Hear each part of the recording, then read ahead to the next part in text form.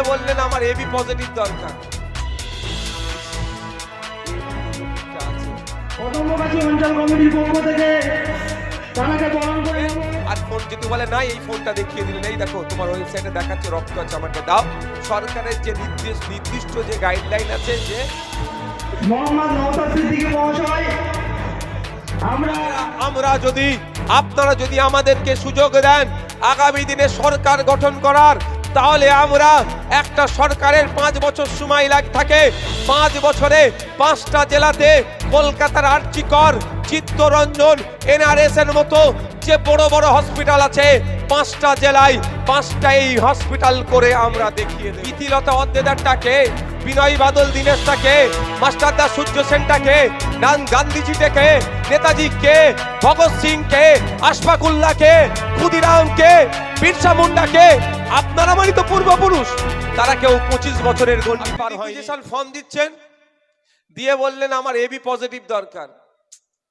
ইস, AB নেগেটিভটা আছে, এই হচ্ছে হয় না, যে গ্রুপটাই আনতে চাই বলে সেটাই নাই, বাকিগুলো আছে। আমার যে গ্রুপের প্রয়োজন সেটাই থাকে না, বাকি সবটাই থাকে। এটা আমাদের সাথে চালাকি করা হয়। তো চালাকি বন্ধের জন্য কি করা দরকার? আমি এটাও প্রস্তাব দিয়েছিলাম, কি বলুন তো, সারা পশ্চিম বাংলায় 82টা মতো ব্লাড ব্যাংক আছে, অনলাইন করে দেওয়া হোক। কি অনলাইন? ওয়েবসাইট করে দেওয়া হোক। কোন ব্লাড ব্যাংকে কত ব্লাড আছে আপনি আমি ঘরে বসে দেখতে পাবো। তাহলে আপনাদেরকে চড়া দামে কিনতে হবে, আর সরকারের যে রেট আছে সেই রেটটা দিতে হবে। প্রসেসিং চার্জ হ্যান ত্যান থাকে, সেটা ভাই সবাইকে দিতে হবে, কিছু করার নেই। কিন্তু চড়া দামে কি আর কিনতে হবে? কারণ আপনি এখানে বারাসাতে গেলেন, আমি বলছি বারাসাত ক্যান্সার হসপিটালের ব্লাড ব্যাংক আছে, কত ইউনিট ব্লাড আছে, কি কি গ্রুপের আছে, সবটাই তাকে অনলাইনে আপলোড করে রাখতে হবে। আপনি ঘরে বসে চেক করে ওয়েবসাইট থেকে দেখে নিলেন বা অ্যাপস থেকে দেখে নিলেন, সফটওয়্যারের মাধ্যমে দেখে নিলেন, গুগলের মাধ্যমে দেখে নিলেন বারাসাত ক্যান্সার হসপিটালে এত ইউনিট রক্ত আছে, এই এই এই এই গ্রুপের আছে, আমার দরকার এই গ্রুপ, রিকুইজিশনটা দিলেন। আর ফোন যদি বলে না, এই ফোনটা দেখিয়ে দিলেন, এই দেখো তোমার ওয়েবসাইটে দেখাচ্ছে রক্ত আছে, আমাকে দাও। সরকারের যে নির্দিষ্ট যে গাইডলাইন আছে, যে পেমেন্ট করার কথা আছে, সেটা দিয়ে আপনি রক্ত নিয়ে চলে আসলেন। এই সিস্টেমটা আপডেট করা দরকার। তো তৃণমূল সরকার আমাদের বিরুদ্ধে অনেক বলছে সিস্টেম এরা আপলোড করছে না, আপডেট করছে না, কেন বুঝতে পারছেন? আপনি আর প্রয়োজন হলে, আপনার প্রয়োজন হলে কি হয়, আপনাকে চড়া দামে 2500-3000 টাকায় রক্ত কিনতে হয়। এটা মমতা ব্যানার্জি জানে না? পশ্চিম বাংলায় 1 ইউনিট রক্ত কোনো জায়গায় 10,000 টাকাতেও বিক্রি হচ্ছে, জানে না মমতা ব্যানার্জি? এটাকে আটকাতে পারে না। আটকালে তার দলের লোকেরা আর ঝান্ডা বাঁধার লোক থাকবে না। 10,000 টাকা ইউনিট বিক্রির একটা অংশ তো লোকাল পার্টি অফিসে চলে যাচ্ছে এই গাঁঠোগাঁঠ হতে হতে। তাই সেই জন্য ওই ঝান্ডা বাঁধার লোকেদের ফিস্টি করা, আমোদ প্রমোদের করার জন্য টাকার প্রয়োজন। কিভাবে আসছে? আপনারই পকেট কেটে এ ঘাট ও ঘাট করতে করতে ঠিক ঘাটে পৌঁছাচ্ছে, ওই ঘাট থেকে ফিরতে ফিরতে আপনার লোকাল তৃণমূলের পার্টি অফিসে হয়তো এসে পৌঁছে যাচ্ছে। আর আমরা কি বলছি? আপনার স্বাস্থ্য ভালো রাখার জন্য আমরা প্রস্তাব দিচ্ছি, আপনার পকেট না কাটে তার জন্য প্রস্তাব দিচ্ছি, স্বচ্ছতার জন্য আমরা প্রস্তাব দিচ্ছি। এই স্বচ্ছতার কথা ওদের সহ্য হচ্ছে না, ওরা ওই জন্য আইএসএফকে আটকানোর চেষ্টা করছে। আমরা কি বার্তা দিই সমাজকে? আমরা একবারের জন্য বলেছি যে আমরা এই আমাদের স্টেজ থেকে একটা শব্দ আপনারা বলতে পারবেন যে নওশাদ সিদ্দিকী এই কথাটা অন্যায় কথা বলেছে, এই কথাটা ভুল কথা বলেছে, এই কথাতে দুই সমাজের মধ্যে, সম্প্রদায়ের মধ্যে অস্থিরতা তৈরি হবে, মানুষের ডিগনিটিতে আঘাত দিয়ে নওশাদ সিদ্দিকী কথা বলেছে, একটা শব্দ আপনারা দেখাতে পারবেন? আমি এক জায়গায় বক্তব্য দিতে গিয়ে 4 তারিখের জায়গায় 2 তারিখ বলেছিলাম, ওটা আমার অনিচ্ছাকৃতভাবে ভুল ছিল। তারপরে আমি আমার নিজে আমার অ্যাডমিনদেরকে দিয়ে আমার সোশ্যাল মিডিয়া পেজে ওইটাও আমি ভুল স্বীকার করেছি। এই রাজনীতি নওশাদ সিদ্দিকী করতে এসেছে। একটা জায়গায় 4 তারিখের জায়গায় 2 তারিখ বলে ফেলেছিলাম একজনের উপস্থিতি নিয়ে, পরে দেখলাম যেটা আমার ভুল হয়েছে, আমি সেটা রেকটিফাই করে দিয়েছি। দেখুন, আমি রাজনীতি থেকে করে কামে খাসতে আসিনি। আমি রাজনীতিটা করতে এসেছি দেগঙ্গার মানুষ, ভাঙড়ের মানুষ, পুরুলিয়ার মানুষ, বাঁকুড়ার মানুষ, মুর্শিদাবাদের মানুষ, মালদার মানুষ, সারা রাজ্যের মানুষের যে মৌলিক অধিকার সেটা তারা পাচ্ছে না, তাদেরকে বুঝিয়ে দেওয়ার জন্য আমি রাজনীতি করতে এসেছি। যে দেগঙ্গার মানুষকে হেভি ট্রিটমেন্ট নিতে গেলে কলকাতার আরজি করে যেতে লাগবে না, উত্তর 24 পরগনাতেই কলকাতার মতো আরজি কর তৈরি করব, তার জন্য আমি এসেছি। আমি রাজনীতি করতে এসেছি বাঁকুড়ার মানুষকে, পুরুলিয়ার মানুষকে, আপনার ঝাড়গ্রামের মানুষকে 300 কিলোমিটার, 400 কিলোমিটার, মালদার 500 কিলোমিটার, 150 কিলোমিটার, 200 কিলোমিটার পার করে কলকাতার স্টার সরকারি হসপিটালে এসে চিকিৎসা পরিষেবা দিতে লাগবে না। আপনারা যদি আমাদেরকে সুযোগ দেন আগামী দিনে সরকার গঠন করার, তাহলে আমরা একটা সরকারের 5 বছর সময় থাকে, 5 বছরে 5টা জেলাতে কলকাতার আরজি কর, চিত্তরঞ্জন, এনআরএস এর মতো যে বড় বড় হসপিটাল আছে 5টা জেলায় 5টা এই হসপিটাল করে আমরা দেখিয়ে দেব। বাঁকুড়ার মানুষকে কলকাতার পিজিতে আসতে লাগবে না, কলকাতার পিজির কপি তৈরি করে বাঁকুড়াতে আমরা বসিয়ে দেবো। এই রাজনীতি করতে আমরা এসেছি। সম্ভব ভাই, অসম্ভব কিছু নয়। করার শুধু মানসিকতা রাখতে হবে, করার মানসিকতা দরকার। আজকে জানুয়ারি মাসের কত তারিখ? এখন পর্যন্ত আইএসএফ এর পক্ষ থেকে শুধু আমি গিয়ে, অন্য জায়গায় আরো হচ্ছে, আমি গিয়ে ব্লাড ডোনেশন ক্যাম্পে প্রায় 3000-এর অধিক সারা পশ্চিমবাংলা জুড়ে বলছি লোক ব্লাড দিয়ে দিয়েছে মানুষের জন্য। তাহলে 12,000 মানুষ, রাজ্যের 12,000 মানুষ উপকৃত হবে আইএসএফ এর দ্বারা। এই 15 জানুয়ারি মাসের শুধু 15 তারিখের কথা বলছি, আজকের দিনটা ছেড়ে। তাহলে এই কাজ করতেই তো আমরা এসেছি। মানুষ আপনারা সুযোগ দিলে একটু বেশি করে করব, না সুযোগ দিলে কি রাগ দেখিয়ে করব না, এরকম ব্যাপার নয়। এরকম ব্যাপার নয়, সুযোগ দিলে বেশি করে করব, সুযোগ দিলে কি আরো স্বচ্ছতার সাথে করব। এই যে 12,000 মানুষ উপকৃত হচ্ছে, তখন আরেকটু হয়তো বেশি করতে পারবো। আর কি করব? ব্লাড ব্যাংকের সব অনলাইন সিস্টেম করে দেবো। কার কত ইউনিট ব্লাড আছে সব অনলাইনে দেখা যাবে, কোনো বেটা ব্ল্যাকে বিক্রি করতে পারবে না, জব্দ করে দেবো। আমরা কেন রাজনীতিতে এসেছি? আমাদের কেন আসার দরকার কি?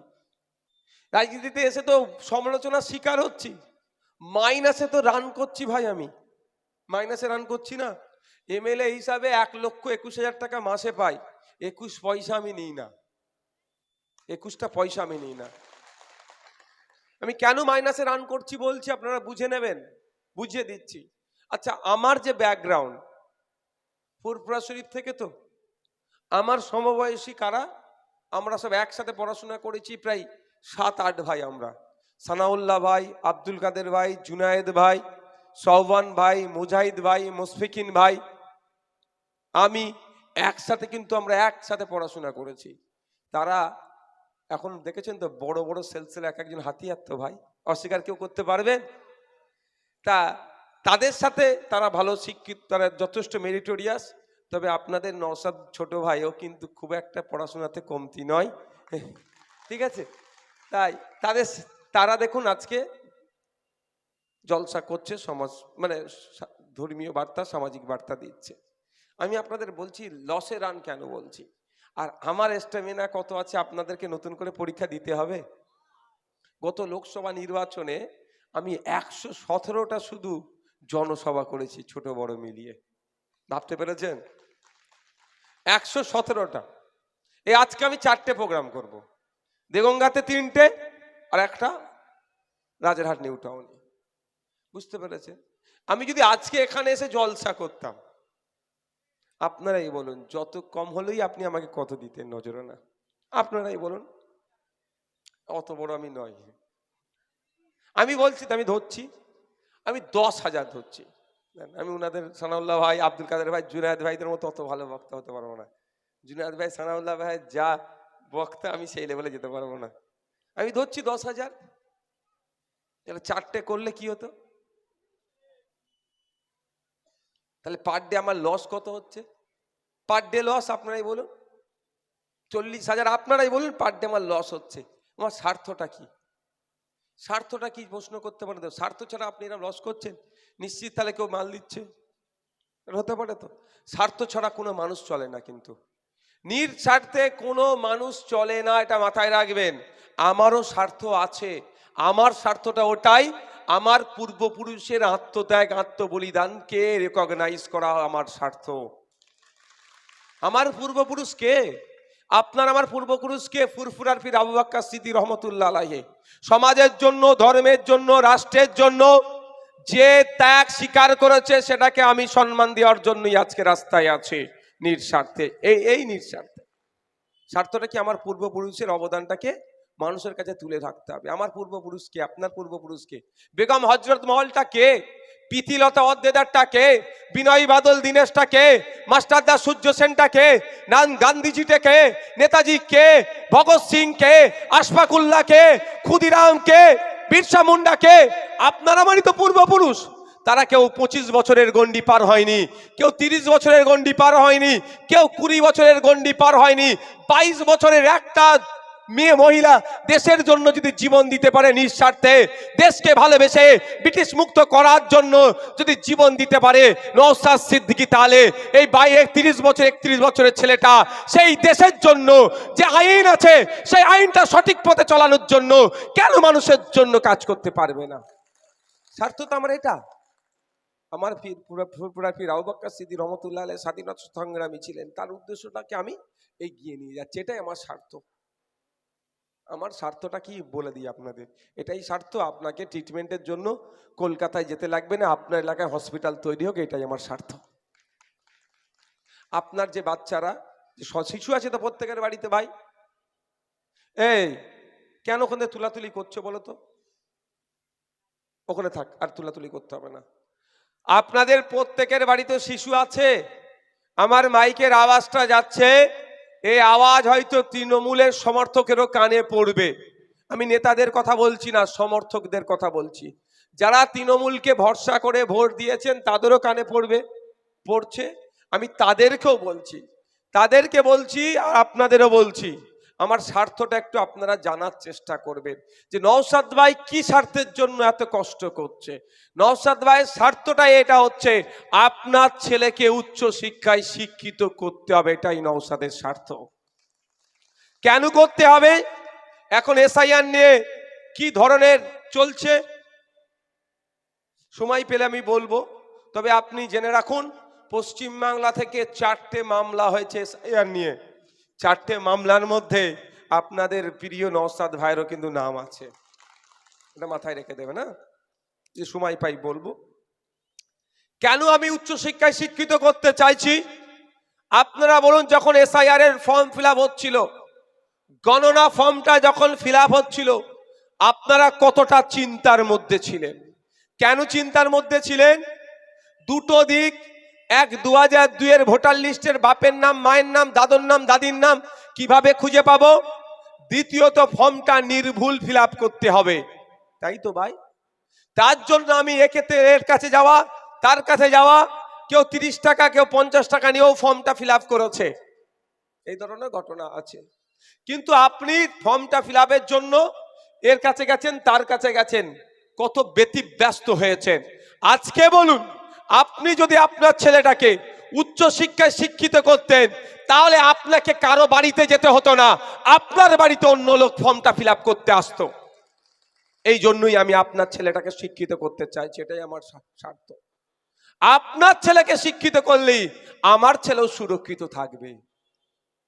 আমি আমাকে দিয়ে উদাহরণ দিচ্ছি, আমার ছেলেকে ডক্টর বানিয়েছি, আপনার ছেলেটা প্রপার এডুকেশন পায়নি, সমাজের সাথে কম্পিটিশনে যেতে পারছে না। আমার ছেলেটা যখন ডক্টরি করে বাড়িতে ফিরবে, আমার ছেলের গলায় ছুরিটা কিন্তু ধরবে, যা আছে দে, তাই? তাহলে আমার ছেলেকে ডক্টরি করে, আমার ছেলেকে যদি আমি নিরাপদে রাখতে চাই, আপনার ছেলেকে অন্তত ডক্টর না তৈরি করতে পারলো, ইঞ্জিনিয়ার তৈরি করার রাস্তাটা আমাকে দেখাতে হবে। আমার স্বার্থটা এখানে। আপনারা হেভি অংশের মানুষ ফুরফুরা শরীফ পীর সাহেবদেরকে মানেন, দাদা হুজুর পীর রহমাতুল্লাহ আলাইহির আদর্শতে আপনারা আদর্শিত, আহলে সুন্নাতুল জামাতের মতদর্শ মানুষ বা বিভিন্ন ধর্মের বর্ণের মানুষ আছেন। তাহলে আপনার আমার পীর মোর্শেদের একটা উদ্দেশ্য ছিল, কেন সমাজকে এগিয়ে নিয়ে যাওয়ার জন্য তো স্কুল শিক্ষা প্রতিষ্ঠান কেন তৈরি করেছিল? তা আমার উদ্দেশ্য হচ্ছে এখানে, আমরা কেন রাজনীতিতে আসলাম? এনজিও করে আপনার স্কুলের টিচারটাকে আমি ভর্তি করতে পারবো, ফাঁকা জায়গা ভর্তি করতে পারবো না। এনজিও করে এই যে দিকে দিকে পিজি হসপিটাল তৈরি করার স্বপ্ন দেখছি, এটা সম্ভব হয়ে উঠবে না, প্রচুর দিন টাইম লাগবে, ও আমাদের দ্বারা এভাবে হয় না। তাহলে আমাকে কি করতে হবে? শুধু এনজয় করলে হবে না, তার জন্য চাই সরকারি ক্ষমতা, রাজ ক্ষমতা। আমি আপনাদের উদাহরণ দিচ্ছি, বুঝতে পারবেন। 2024-25 অর্থবর্ষ পর্যন্ত পশ্চিমবঙ্গ বিধানসভার মধ্যে সরকারের দেওয়া তথ্য অনুযায়ী 11,000 কোটি টাকার ওপরে স্বাস্থ্যসাথী কার্ডের জন্য খরচ হয়েছে। ইটস মিন যে আপনারা স্বাস্থ্যসাথী কার্ডের 11,000 কোটি টাকার পরিষেবা নিয়েছেন, সরকার সেটাকে পে করেছে। আপনাদের মনে হয় এই 11,000 কোটি টাকা সত্যিকারের অর্থে আপনারা স্বাস্থ্য পরিষেবা পেয়েছেন? এ ঘাট ও ঘাট করতে করতে কোন ঘাটে গেছে বুঝতে পেরেছেন? 25-75 কাটমানি এর মধ্যে ঢুকেছে। এবার আপনাদের বলছি, যা স্বাস্থ্য পরিষেবা নিয়েছেন, হয়তো কিছু মানুষ সুস্থ হয়েছে, আউটকামটা কতটা পাচ্ছেন? 11,000 কোটি টাকা তো ইনভেস্ট হয়ে গেল, ওর থেকে 1 টাকাও আউটকাম আর নতুন করে পাবেন? আপনারা এখান থেকে কাছেই কল্যাণী, কাছাকাছি তো, কল্যাণী এমস তৈরি করতে ক টাকা খরচ জানেন? তখন মানে 750 না 800 কোটি টাকার প্রজেক্ট ছিল, এখন ধরছি আমি 1,000 কোটি টাকার প্রজেক্ট। তাহলে ওই 11,000 কোটি টাকার দিয়ে যদি 11টা এমস তৈরি করতো, 11টা জেলার মানুষ যুগ যুগ ধরে স্বাস্থ্য পরিষেবা পেত। আমি এমনি বলে দিচ্ছি না যে আমি তৈরি করে দেবো 5 বছরে 5টা, মাত্র 5,000 কোটি টাকা খরচ হবে 5 বছরে, মাত্র 5,000 কোটি টাকা খরচ হবে 5টা পিজি তৈরি করতে, আরজি কর, চিত্তরঞ্জন তৈরি করতে। আমি আপনাদের কেন বলছি এগুলো সম্ভব? এই বছরে 2025-26 অর্থবর্ষে পশ্চিমবাংলায় 10.5 কোটি মানুষের স্বাস্থ্য পরিষেবা সঠিকভাবে প্রদান করার জন্য 25,000 কোটি টাকার বাজেট। কিন্তু দুর্ভাগ্য, আপনারা বাংলার আগে মাস্টার সাহেব বলে গেলেন কি কার্তিক, কোন জায়গার ওটা, কার্তিকপুরের 15 বিঘা জায়গার উপর হসপিটাল আছে, সেখানে মানুষের পরিষেবার উপযুক্ত নয়। কিন্তু আপনাকে পরিষেবা দেওয়ার জন্য 25,000 কোটি টাকা বরাদ্দ হয়েছে। ভাবতে পেরেছেন? 25,000 কোটি টাকা যদি 10 টাকার নোট করে দেগঙ্গা বিধানসভার মানুষকে গুনতে দেওয়া হয়, কত বছর লাগবে বুঝতে পারছেন? মেশিন ছাড়া, বলে মেশিন দেবো না, হাতে গোন, কত বছর লাগবে বুঝতে পেরেছেন? সেই 25,000 কোটি টাকা বরাদ্দ হলেও আপনি সরকারি স্বাস্থ্য কেন্দ্রে গিয়ে আপনার এক্সরেটা আপনি করতে পারছেন না, ডক্টর ঠিকঠাক পাচ্ছেন না, ঔষধ ঠিকঠাক পাচ্ছেন না, ফলে আপনি বেসরকারি হসপিটালে গিয়ে চিকিৎসা পরিষেবা নিতে হচ্ছে। টোটালটাই একটা ধোঁয়াশার মধ্যে আছে। ওই 25,000 কোটি টাকা থেকে যদি আমি 1,000 কোটি টাকা বার করি, তাহলে একটা বছরে একটা করে পিজি তৈরি হচ্ছে। তাহলে সম্ভব তো ভাই? আমি যে কথা বললাম সেটা আমি যুক্তি তর্কে বুঝাতে পেরেছি? না হলে কি বলবে তৃণমূলের ভাইরা, এই নওশাদ ভাই ভুল বলে চলে গেল। আমি আপনার দেগঙ্গার কথা বলছি। ওই যে 15 বিঘা জমিটা কম নয় ভাই, 15 বিঘা জমিটা কম নয়। ওই 15 বিঘা জমির ওপরেই কিন্তু পিজির মতো বড় স্টার হসপিটাল তৈরি করা যায়। তা না পারলেও অন্তত সুপার স্পেশালিটি হসপিটাল তৈরি করা যায়। তবে পশ্চিমবাংলায় সরকার চলছে, এটা একটা সার্কাস চলছে। কেন? তারা আমি প্রমাণ একাধিক দিতে পারবো। সময় আমি আর বক্তব্য দীর্ঘায়িত করব না, মাইক অনেক দূরে আছে, আজানেরও সময় হয়ে যায়। 40 হলে আমাকে বলবে, 45 আজান তো নাকি?